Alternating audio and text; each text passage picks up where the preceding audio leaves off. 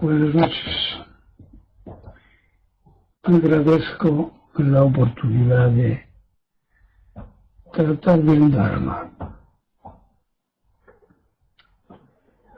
¿Tenéis alguna pregunta o afirmación que compartir?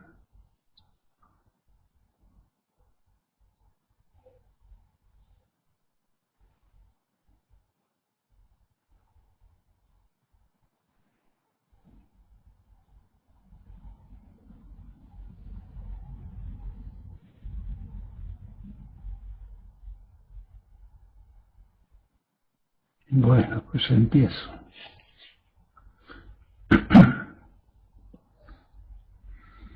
Sobre la sesión, que ya sabéis que son, lo digo para los nuevos que se hayan podido apuntar o añadir a los que estáis en esta lista, las sesiones son estas reuniones que hacemos de entrenamiento intensivo. Pues estas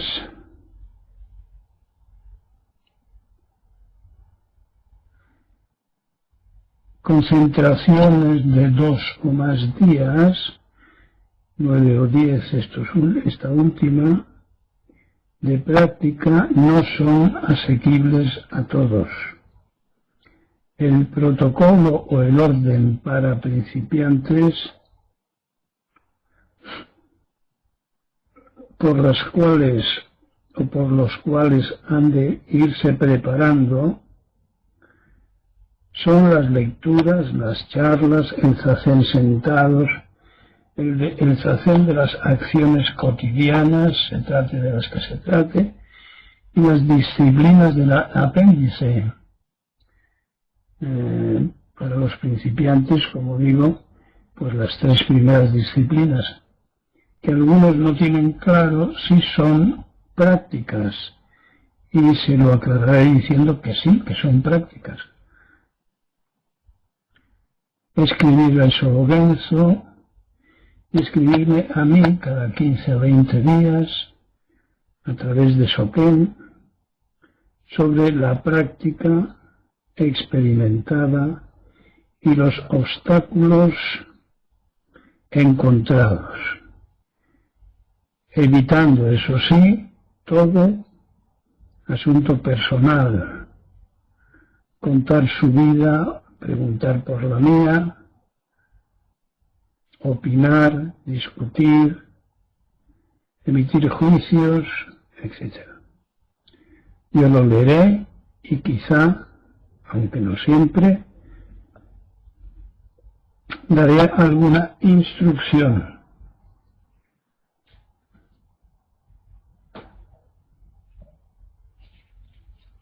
Una cosa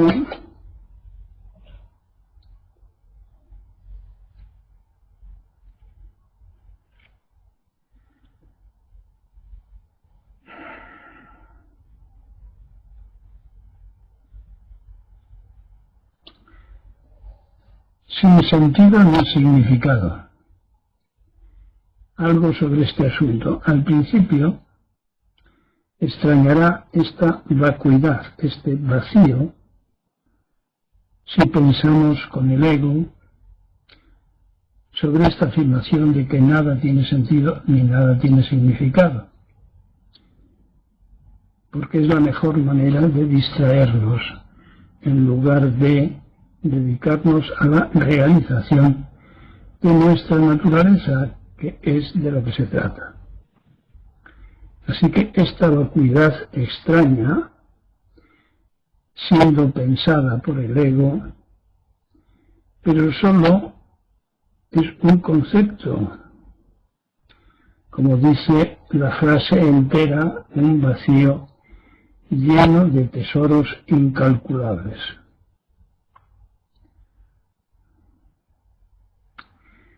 Porque enseguida comprobaréis, siempre que se practique con entrega, sin miedo, la liberación que acompaña a la energía de la necesidad la presión de los instintos causales, el saboreo de los sentidos, etc. No olvidemos que el propósito está en esta realización. Práctica es lo mismo que realización de nuestra propia naturaleza. Subrayaré naturaleza, no reforzamiento del ego, sino realización de esta naturaleza olvidada, vejada y en muchos casos degenerada. Y que todo lo demás ha sido sobrepuesto artificialmente, ilusoriamente, egóticamente, en una conciencia especializada en el logro, en el objetivo, en los éxitos que no tienen nada que ver, incluso van en contra de nuestra naturaleza. Reconocer los medios que favorecen la supremacía, la supervivencia de todos los seres y la nuestra propia es a lo único que podríamos llamar la cultura de la vida. Todo lo demás, lo egótico, es la cultura del éxito, la cultura del consumo, la cultura del centrismo, del egocentrismo, del egoísmo.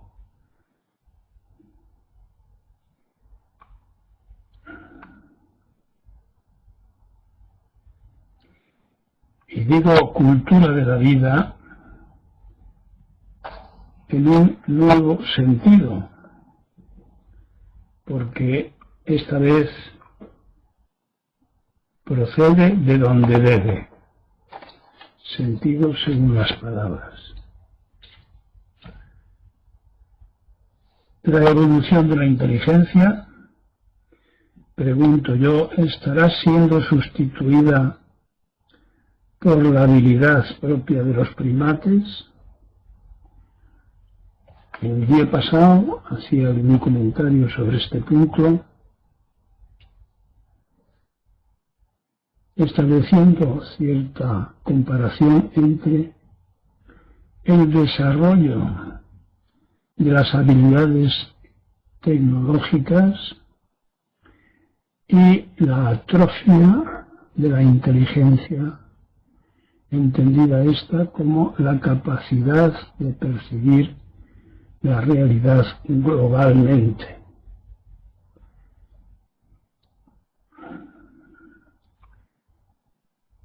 Que eso corresponde ya a un terreno convencionalmente identificable con lo espiritual. Por lo tanto, parece que el pensamiento se haya especializado en el logro, como digo, y en el desarrollo de la ambición, de la codicia, del tener, pero no del ser.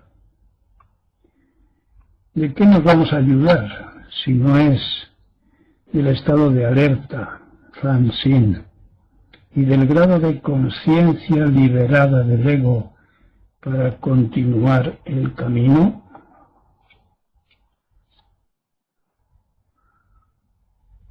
¿Alguna pregunta?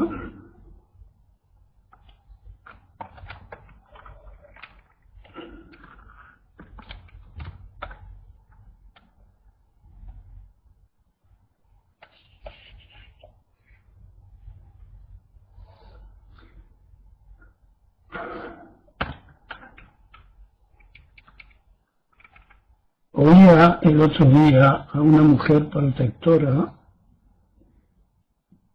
de orangutanes en Indonesia. Dicho sea de paso, el número de mujeres protectoras de animales es mucho más alto que el de hombres, la voy a decir en un reportaje. Lo hago, todo este enorme trabajo y esfuerzo, lo hago por los orangutanes, no por mí. Este es un ejemplo de error manifiesto, porque la interpretación que hace su ego es aparentemente altruista. Sería mucho más honesto y sabio reconocer, pero para eso hay que tener una inteligencia desarrollada, más que los orangutanes, como capacidad de pensamiento, que todo nace en nuestra conciencia y todo desaparece en nuestra conciencia. Todo nace y todo muere en la conciencia, no en la conciencia moral, sino en la conciencia. Es decir, ella estaría más conforme y haría su trabajo mejor si supiera que lo hace por ella. Claro que al decir ella está diciendo, está incluyendo a todos los seres vivos. Al decir ella estamos hablando de su naturaleza, y en su naturaleza están todos los seres.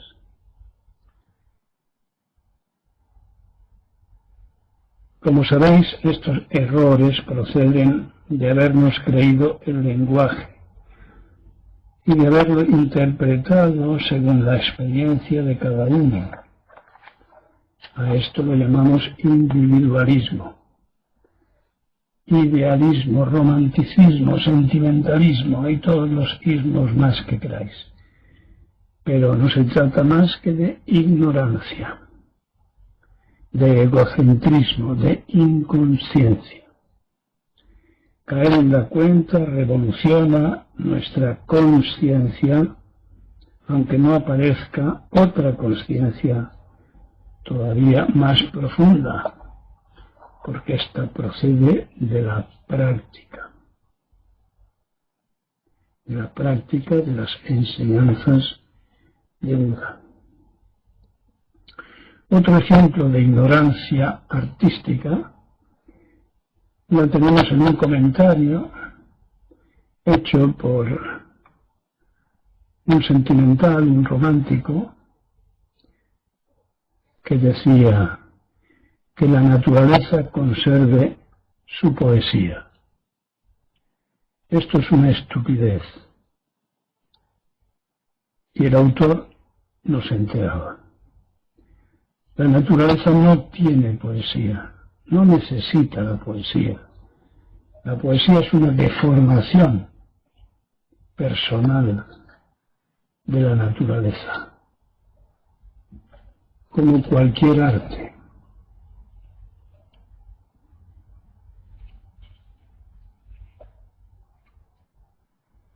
¿Alguna cosa?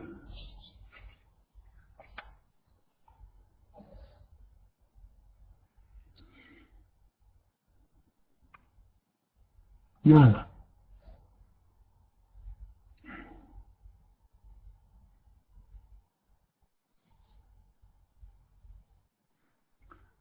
Los límites de la mente.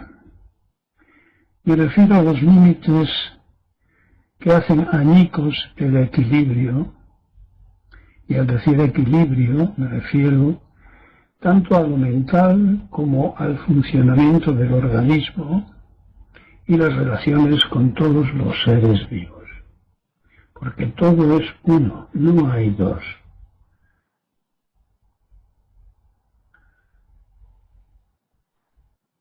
Lo mental y lo orgánico, división absurda establecida hace mucho tiempo y admitida por conveniencia, son lo mismo.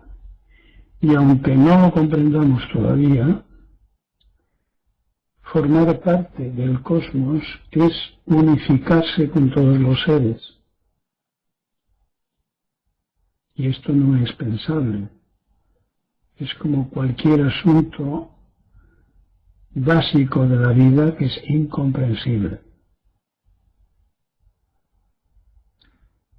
Ejemplo de este desequilibrio: el estrés producido por la ambición, la ansiedad de la codicia, de las prisas, de los prejuicios, de las compensaciones, las drogas de aguante, el café, el alcohol, la hierba, la coca, etc.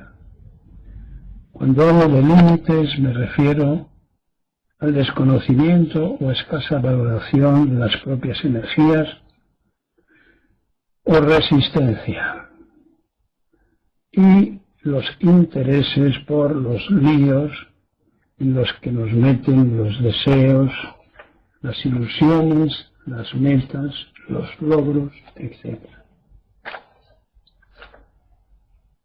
Hacia los que hemos sido domesticados, condicionados, ignorantemente por parte de los impulsores, es decir, sin conciencia de ello, y por parte de los sujetos afectados, la mayoría. Sobre esto haré el siguiente comentario. ¿Somos los humanos seres racionales? Si rara vez razonamos, observemos que cuando la gente habla de sí misma, como egos, dicen: tengo la sensación, me da la impresión, opino que, creo que, estoy convencido de. Esto no son equivalentes a el razonamiento. Son partes del ego que no pueden utilizar, o rara vez lo hacen, el pienso que. Lo habitual es que el cerebro pensante deje el lugar al cerebro automático.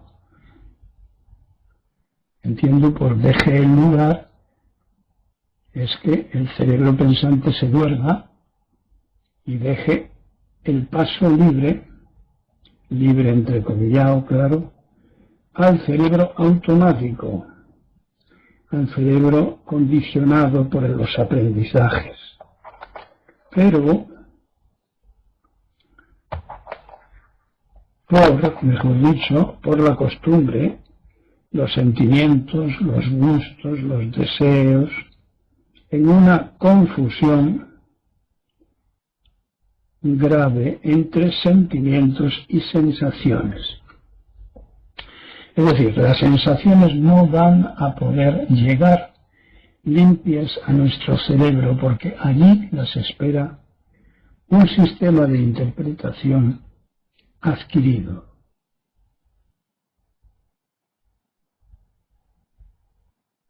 Y el sistema de interpretación es el nombrado, el de la costumbre, etc. Somos racionales cuando, más allá de todo lo dicho, que no es poco, razonamos, reflexionamos,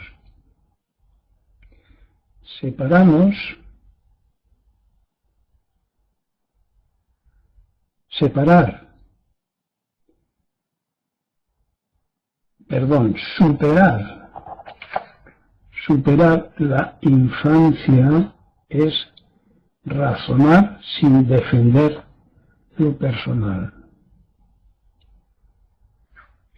Superar la infancia, esa que expresamos confusamente, hablando en términos de sensación, impresión, opinión,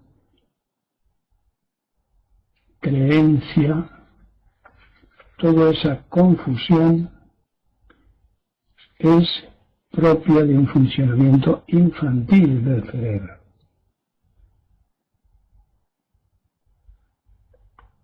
Por eso digo que superar la infancia es razonar sin defender lo personal.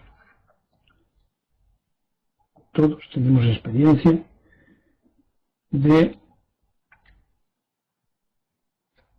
entrar al trapo de cuando o de quien nos toca la moto, como hemos visto repetidas veces, con gente que entra dispuesta a discutir sin saber de qué va esto, ni siquiera. Y esta función de razonar sin defender lo personal, mi punto de vista, mi opinión, mi, se hace para comprender o saber.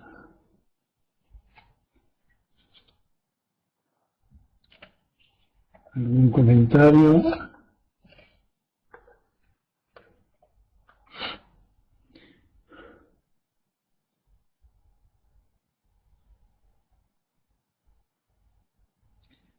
Parece que el verano nos atonta.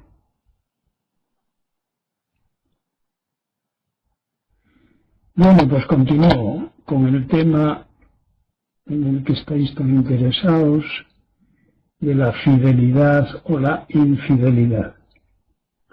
Se ha descubierto en los hombres, en los padres, que son los que la transmiten, el gen llamado Casanova, el gen de la infidelidad. En el mundo animal, solo el 5% son monógamos, pero se engaña mucho. Las hembras lo admiten para diversificar los genes de sus hijos, aunque lo traduzcan con su ego de otras maneras.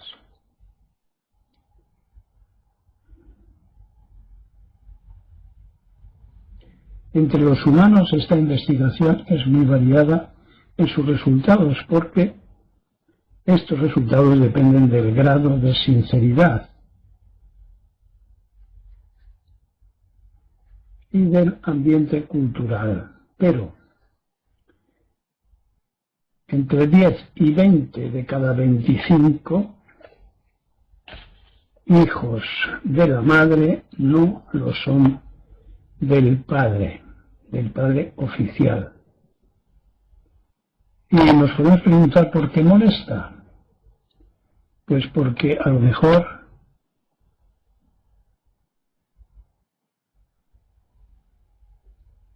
sí importa al hombre criar a los hijos o hijo de otro. Sin embargo, a las madres seguramente les es lo mismo, porque ellas sí son, en todo caso, madres. Hay culturas humanas actuales y animales en las que los machos no crían ni educan, sino los hermanos varones de la madre. Con eso queda equilibrada la cuestión. ¿Algún comentario?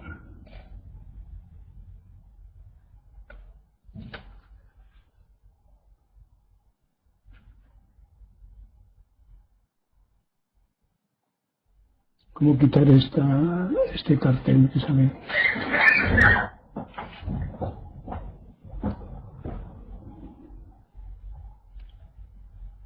Más allá de los científicos, los pájaros cantores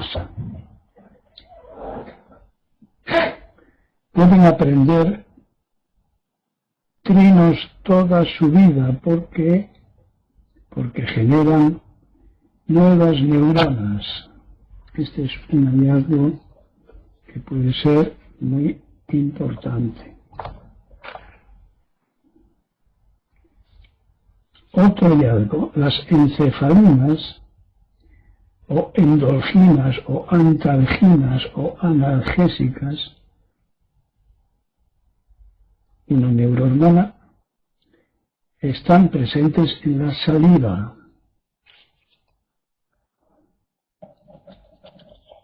Hasta ahí la ciencia.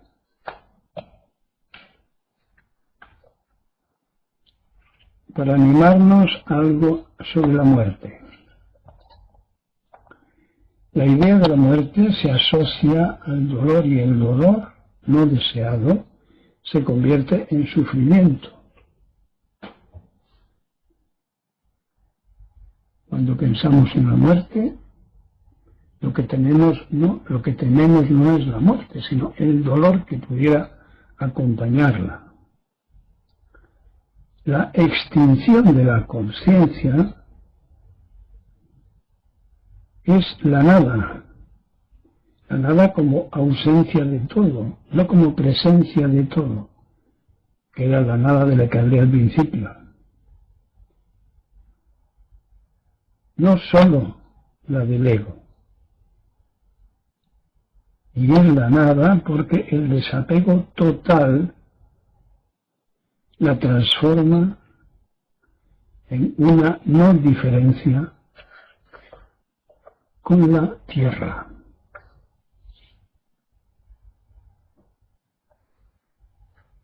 El sufrimiento es el miedo al dolor. En el practicante que no teme la extinción. Es decir, incluso en el practicante que no teme la extinción de su conciencia, hay miedo al dolor, miedo ante el pensamiento y el dolor.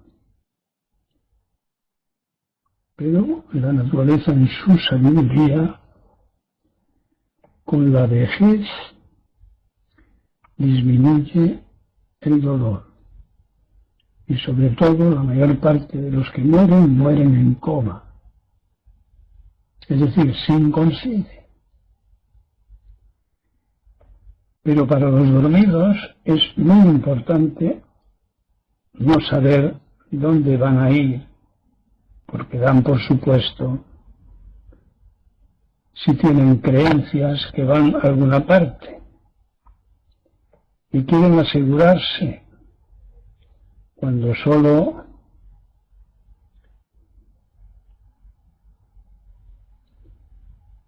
forma parte de creencias. El despierto sabe que toda creencia está vacía.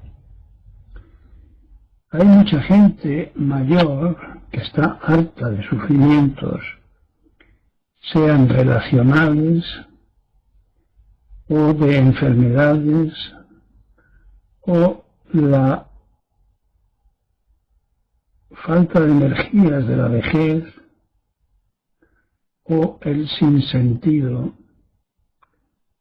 de la vida, cuya aspiración mayor es descansar en la muerte. Y no tengo más comentarios que hacer, excepto los que me propongáis. Aquí alguien dice, a veces le resulta aterrador percatarse del hecho del control total que el ego tiene sobre nosotros, y a veces no. Bueno, pues tu negocio consiste en hacer disminuir el número de veces que te controla y aumentar la liberación de ese ego. ¿No es cierto? Pero efectivamente que es aterrador. Sobre todo si has entendido ya que tu ego es un disco, un CD, un robot, programado un personaje de la película, insisto, la película de tu vida. Retiro lo de tu vida y lo sustituyo por de tu existencia.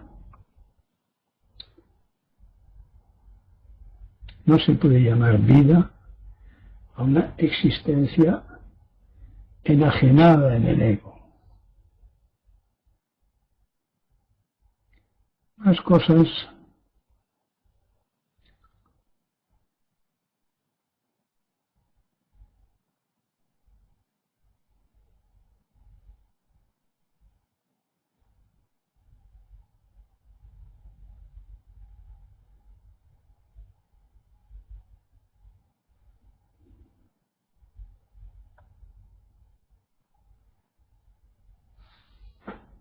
Las cosas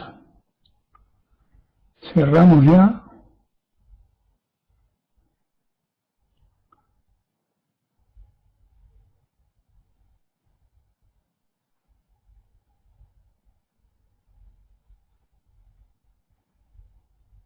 El próximo viernes os toca a vosotros estudiar las últimas charlas y preguntar o proponer o compartir.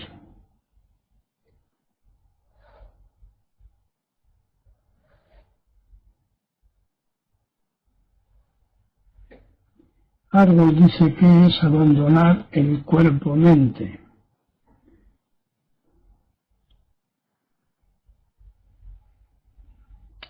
Pues Dogen lo explicó muy bien en su frase de hacerse uno con todos los seres. Ahí desaparecen esas limitaciones de la mente y el cuerpo. Pero eso él lo llama Jinsin Datsuraku. Datsuraku Shinjin, que es dejar caer la mente y el cuerpo, dejar de luchar. Una instrucción para el zazen. Es decir, sin cuerpo y sin mente, los sentidos pasan a primera línea. Están abiertos. Y el ego encerrado, olvidado. ¿Por cuánto tiempo? Eso debe experimentarlo cada uno. Depende de su concentración, de la calidad de su atención.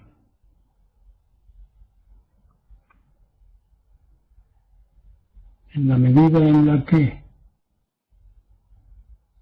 su cuerpo y su mente han sido liberados de los límites establecidos por el ego, formamos parte del cosmos. Nos hacemos cosmocéntricos, no egocéntricos, sino cosmocéntricos. Realizamos nuestra naturaleza.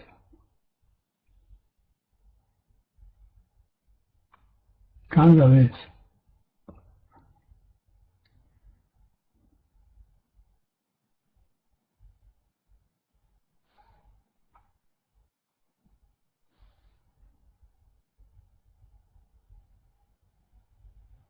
Más.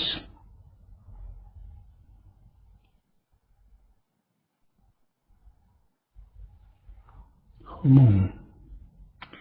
Estar cerca de personas próximas a la muerte pone a prueba nuestra capacidad de desapego.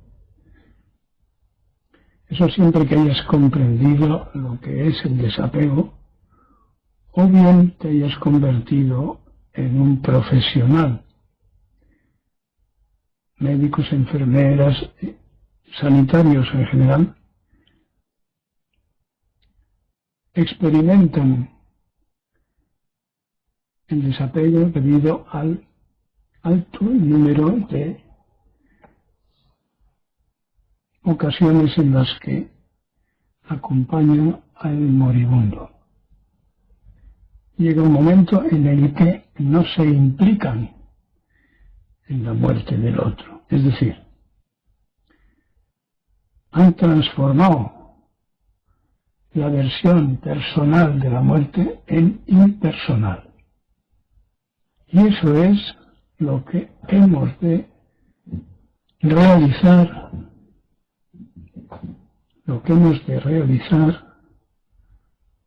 cuando hablamos de impersonalidad. Olvidarnos de los logros, de los deseos, las ilusiones, los prejuicios, los juicios, las supersticiones, las creencias, todo lo que ocupa nuestras opiniones, puntos de vista, etc. Es decir, morirnos de una vez y empezar a vivir. Y solamente podemos empezar a vivir desde la impersonalidad, desde el desapego hacia ese robot.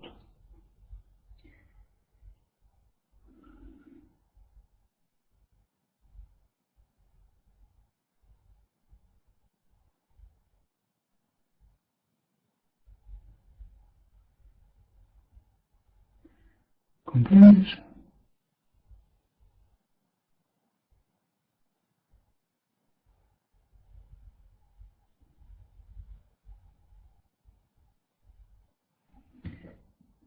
¿Algo más?